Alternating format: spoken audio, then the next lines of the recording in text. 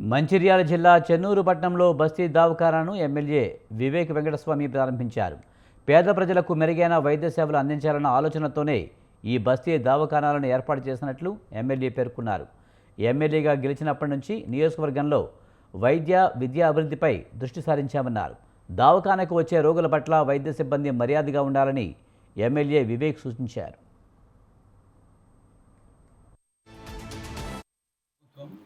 బస్తీలో ఒక దవాఖాన ఉంటే బాగుంటుంది. ప్రజలకు దూరం వెళ్ళే అవసరం లేదు. మంచి మెడికల్ ట్రీట్మెంట్ ఇప్పించాలని చెప్పి ఈ బస్తీ దవాఖానాలు ప్రారంభం చేయడం జరిగింది. ప్రజలందరూ కూడా సరిగా ఉపయోగించుకోవాలి.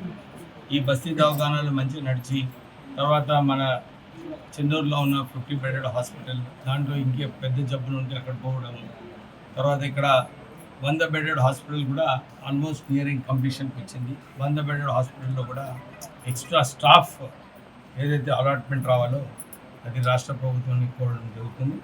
తొందరగా మీరు 100 బెడెడ్ హాస్పిటల్కి స్టాఫ్ మీరు అలాకేట్ చేయాలని చెప్పి కోరుతున్నాను. ఇట్లా చేస్తే ప్రజలందరూ కూడా బస్తీ దవాఖానకు వస్తారు. మంచి ట్రీట్మెంట్ ఇచ్చినప్పుడు ప్రజలతో వారికి ఆపర్చునిటీ ఏదైతే ఉందో వారు డాక్టర్ మంచిగా ట్రీట్ చేస్తున్నాడని చెప్పి అందరూ మళ్ళీ రిపీట్గా పేషెంట్స్ వచ్చే అవకాశం ఉంటుంది. రాష్ట్ర ప్రభుత్వం మెయిన్లీ విద్య వైద్యంలో వారు కాన్సన్ట్రేట్ చేస్తున్నారు.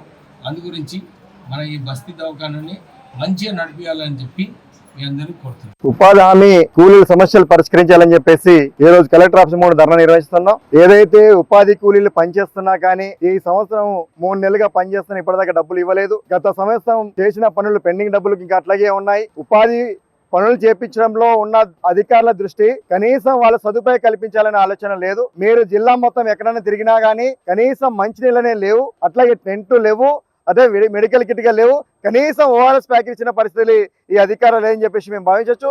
ఇప్పటికే ఒక పక్క కేంద్ర ప్రభుత్వము ఉపాధి హామీని నీరుగార్చే ప్రయత్నాలు చేస్తా ఉంటే రాష్ట్ర ప్రభుత్వము అదేవిధంగా అధికారులు మాత్రం కనీసం పట్టించుకునే పరిస్థితి లేదు. అదేవిధంగా ఏదైతే